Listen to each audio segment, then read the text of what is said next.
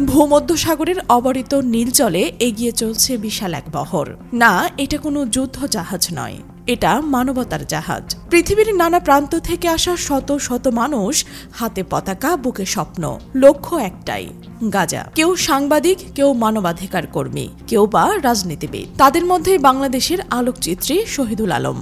গলায় ঝোলানো ক্যামেরা যেন সাক্ষী হতে চাইছেন ইতিহাসের। কিন্তু প্রশ্ন হলো, এই জাহাজগুলো কি পৌঁছতে পারবে গাজায়, নাকি ইতিহাস আরো রক্তে ভিজবে? 2007 সালে হামাস গাজার নিয়ন্ত্রণ নেওয়ার পর ইসরায়েল কঠোর অবরোধ আরোপ করে। সমুদ্রপথে বাণিজ্য ও যাতায়াত বন্ধ।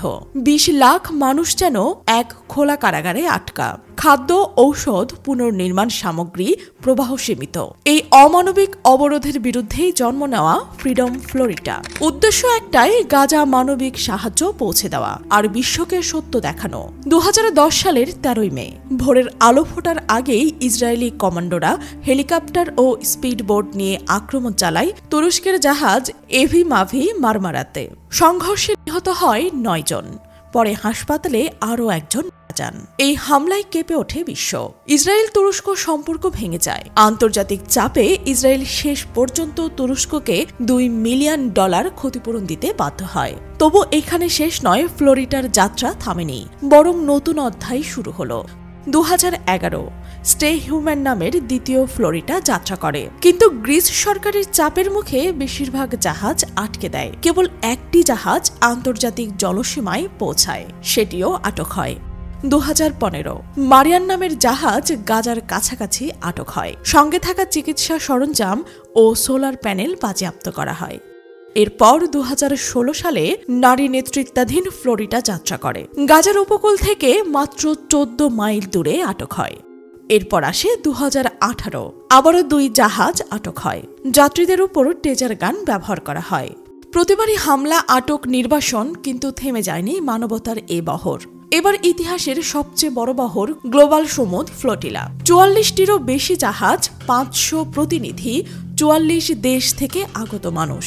তাদের মধ্যে সুইডিশ জলবায়ু কর্মী গ্রেটা থুনবার্গ, ফরাসি ইউরোপীয় সংসদ সদস্য রিমা হাসান, আইনজীবী, চিকিৎসক, সাংবাদিক, মানবাধিকার কর্মী, সবাই একই পতাকার নিচে, মানবতার পতাকা। কিন্তু গন্তব্যে পৌঁছানোর আগেই আবারও বাধা।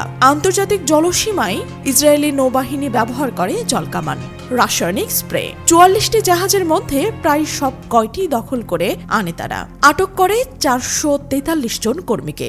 সম্প্রতি বিষয়টি নিয়ে ইসরায়েলের পররাষ্ট্র মন্ত্রণালয় কিছু বার্তা দিয়েছেন। তারা গ্লোবাল সমুদ্র ফ্লোটিলার একটি নৌ ছাড়া বাকি সব নৌকা আটক করেছে। যে সকল অধিকার কর্মী সেখানে ছিলেন তাদের নিজ দেশে পাঠানোর জন্য ইসরায়েলি বন্দরে আনা হয়েছে বলে জানিয়েছেন মন্ত্রণালয়। বিষয়টি নিয়ে বিবিসির প্রতিবেদন বলছে, নৌবহর থেকে 443 জন অধিকার কর্মীকে আটক করেছে ইসরায়েলি বাহিনী। জলকামান দিয়েও আক্রমণ করেন নেতানিয়াহুর বাহিনী। তবে ইসরায়েল জানিয়েছে এসব অধিকার কর্মীদের তারা কোনো ক্ষতি করেনি। আটককৃত সবাই রয়েছে তাদের জিম্মায়, নিরাপদ ও সুস্থ রয়েছেন। এদিকে ইসরায়েলের পররাষ্ট্র মন্ত্রণালয় আরও জানিয়েছেন, নৌবহর কমান্ডোরা সমুদ্রে তাদের আটক করার পর কোনো রকম সমস্যা সৃষ্টি করেনি। আটক কর্মীদের ইসরায়েলের অসৎ বন্দরে আনা হয়েছে বলে জানিয়েছেন দেশটির পররাষ্ট্র মন্ত্রণালয়। বন্দরে নেওয়ার পর আটককৃতদের ইসরায়েল থেকে ইউরোপে ফেরত পাঠানোর প্রক্রিয়া শুরু হবে বলে তারা জানিয়েছেন। পররাষ্ট্র মন্ত্রণালয় আরও জানায়, সম্ভাব্য যান্ত্রিক সমস্যাগুলো একটি জাহাজ গাজা থেকে কিছু দূরে সমুদ্রে রয়ে গেছে। ইসরায়েলি পররাষ্ট্র মন্ত্রণালয় আটককৃতদের তারা নিরাপদে ইউরোপে ফেরত পাঠাবে। কিন্তু বিশ্বজুড়ে প্রশ্ন জাগছে, তাদের সঙ্গে সত্যি ভালো আচরণ করা হচ্ছে তো? আজ প্রশ্ন একটাই, এই যাত্রা কি কেবল কিছু খাদ্য ও ঔষধ পৌঁছে দেওয়ার প্রচেষ্টা ছিল, নাকি এটা এক বৃহত্তর প্রতিরোধ? ইসরায়েলের অবৈধ অবরোধ ভেঙে ফিলিস্তিনের স্বাধীনতার পথে নতুন দিগন্ত। প্রতিবার রক্ত ঝরছে, মানুষ আটক হচ্ছে, কিন্তু থেমে যায়নি ফ্লোটিলা। ভূমধ্যসাগরের বুকে এগিয়ে চলা এই জাহাজগুলো যেন বলছে, মানবতার গন্তব্য কোনো বন্দরে থামে না, তা থামে কেবল ন্যায় বিচারের তীরে। সমুদ্র এখানে আজ এক মানুষের কণ্ঠ নীরবে কাঁদে। হাতগুলোতে লাল সবুজের পতাকা, চোখগুলোতে অনির্বচনীয় দুঃখ।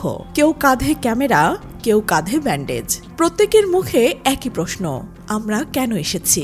এই জাহাজগুলো এসেছে খাবার, ঔষধ, সোলার প্যানেল নয়, আসলে এসেছে একটুকে নামটা আমি বলবো না, সে নামটা হৃদয় বলবে, সহমর্মিতা। কিন্তু সমুদ্র হয়ে উঠল এক বেড়াল ঘর। তাদের সামনে দাঁড়ালো অস্ত্রশক্তি। ওদের আশা ভাঙল, ওদের পথ বাঁধল। কেউ আটক হলো, কেউ অন্যে ফিরিয়ে নেওয়া হলো। আর গাজায় থাকা মানুষগুলো, তাদের চোখে এখন আর কেবল ক্ষুধা নয়, ভয়, তীব্র এক অনিশ্চয়তা। আপনি যদি একটু থামেন, কানে কানে যদি শোনেন, তবে শুনতে পারবেন ছোট শিশুর অভাবের কাঁদুনি, বৃদ্ধের নীরব প্রশ্ন, একজন মায়ের অচল চাহনি। আমরা কোথায় যাব? এই সমুদ্র যাত্রা শুধু জাহাজের নাম কিংবা সংখ্যার গল্প নয়, এটি প্রত্যেক মানুষের কাছে আপনার, আমার, আমাদের পরিচয়, মানব হওয়ার পরিচয়। যারা আশা ভেঙে দিয়েছে, তাদের প্রতিহত করার সময় এসে গেছে। নীরবে চেয়েছে আন্তর্জাতিক ন্যায় বিচার, স্বচ্ছ তদন্ত আর তাৎক্ষণিক মানবাধিকার সহযোগিতা। আর এখন যখন সমগ্র বিশ্ব চোখে জল ধরে দেখছে, কেউ কি স্মরণ করবে যে শক্তি মানে কখনোই ন্যায় নয়? যারা নিরাপত্তার নাম করে অন্যায়কে গোপন করে, তারা কিভাবে আত্মসমালোচনার সঙ্গে লড়াই করবে? যারা আজ নির্যাতন করছে, তাদের বিরুদ্ধে শুধু চিৎকার করলেই হবে না। দায়িত্বশীল রাষ্ট্রগুলোকে, আদালতগুলোকে, সাংবাদিকতাকে জাগান। সমাপ্তি নয়, এটি একটি ডাক। সাহায্য পাঠাও, প্রশ্ন করো, আইন চাও, প্রতিবাদ করো। কারণ যদি মানবতা নীরবে থেকে যায়, পৃথিবী ক্ষতিগ্রস্ত হবে। গাজার বুকে যখন কেউ বলতে চায় আমিও বাঁচতে চাই, তখন নীরব থাকা আর পর্যাপ্ত নয়।